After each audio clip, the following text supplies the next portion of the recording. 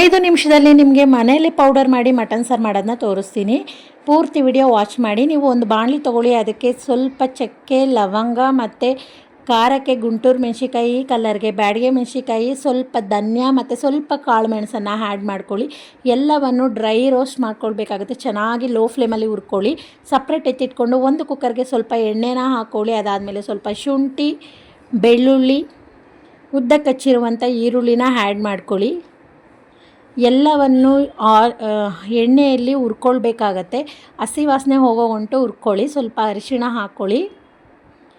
ಇದನ್ನು ಸಪ್ರೇಟ್ ತೆಗೆದಿಟ್ಕೊಂಡು ಅದೇ ಕುಕ್ಕರ್ಗೆ ಸ್ವಲ್ಪ ಎಣ್ಣೆನ ಹಾಕ್ಕೊಂಡು ಅದಕ್ಕೆ ಸ್ವಲ್ಪ ಈರುಳ್ಳಿನ ಆ್ಯಡ್ ಮಾಡಿ. ನೆಕ್ಸ್ಟ್ ತಂದಿರುವಂಥ ಮಟನ್ನ ತೊಳೆದ್ಬಿಟ್ಟು ಈರುಳ್ಳಿ ಸಾಫ್ಟ್ ಆಗ್ತಿದ್ದಂಗೆ ನಾವು ಮಟನ್ನ ಆ್ಯಡ್ ಮಾಡ್ಕೊಳ್ಬೇಕಾಗತ್ತೆ. ನಾನಿಲ್ಲಿ 1 kg ಮಟನ್ಗೆ ಸಾಂಬಾರು ಮಾಡ್ತಾ ಇರೋದು. ಸೊ ನಿಮಗೆ ಪೌಡರ್ ಮಾಡೋಕ್ಕೆ ಮೆಜರ್ಮೆಂಟ್ ಬೇಕು ಅನ್ನೋದಾದರೆ ನಾನು ಡಿಸ್ಕ್ರಿಪ್ಷನಲ್ಲಿ ಹಾಕಿರ್ತೀನಿ. ನೀವು ಡಿಸ್ಕ್ರಿಪ್ಷನಲ್ಲಿ ವಾಚ್ ಮಾಡಿ ಮೆಜರ್ಮೆಂಟ್ ಸಿಗುತ್ತೆ.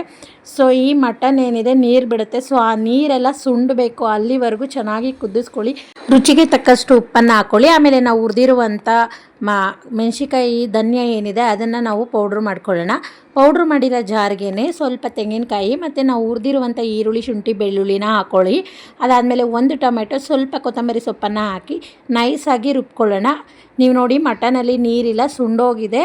ಆ ಸುಂಡೋದ್ಮೇಲೆ ನಾವು ಪೇಸ್ಟ್ ಏನು ರುಬ್ಬಿರ್ತೀವಲ್ಲ ಅದನ್ನು ಆ್ಯಡ್ ಮಾಡ್ಕೊಳ್ಬೇಕಾಗತ್ತೆ. ನಿಮಗೆ ಗಟ್ಟಿ ಬೇಕಾದರೆ ಸ್ವಲ್ಪ ನೀರು ಆ್ಯಡ್ ಮಾಡ್ಕೊಳ್ಳಿ, ಇಲ್ಲ ಜಾಸ್ತಿ ಬೇಕಾದರೆ ಸ್ವಲ್ಪ ನೀರು ಜಾಸ್ತಿನೇ ಆ್ಯಡ್ ಮಾಡ್ಕೊಳ್ಳಿ. ಮುದ್ದೆಗಂತೂ ತುಂಬ ಚೆನ್ನಾಗಿರುತ್ತೆ. ಈ ಒಂದು ಸಾಂಬಾರು ನೀವು ಟ್ರೈ ಮಾಡಿ ಹೇಗಿತ್ತು ಅಂತ ತಿಳಿಸಿ. ನಿಜವಾಗ್ಲೂ ಫಿದಾ ಆಗೋಗ್ತೀರಾ. ಪದೇ ಪದೇ ತಿನ್ನಬೇಕು ಅನ್ನಿಸ್ತಾ ಇರುತ್ತೆ. ಬ್ಯಾಚುಲರ್ ಕೂಡ ಆರಾಮಾಗಿ ನಿಮ್ಮ ರೂಮ್ಸಲ್ಲಿ ಮಾಡ್ಕೊಳ್ಬೋದು. ಆಚೆ ತಿನ್ನೋ ಅವಶ್ಯಕತೆ ಇಲ್ಲ. ಮತ್ತು ಯಾವುದೇ ಅಂಗಡಿ ಪೌಡರ್ ಆಗಿರ್ಬೋದು, ಸಾಂಬಾರು ಪೌಡರ್ ಬೇಕು ಅನ್ನೋ ಅವಶ್ಯಕತೆಯೇ ಇಲ್ಲ. ನೀವು ಕೂಡ ಟ್ರೈ ಮಾಡಿ ಹೇಗಿತ್ತು ಅಂತ ತಿಳಿಸಿ. ಹೀಗೆ ನನ್ನ ಚಾನಲ್ನ ಸಪೋರ್ಟ್ ಮಾಡ್ತಾಯಿರಿ ಅಂತ ಹೇಳ್ತಾ ಬಾಯ್.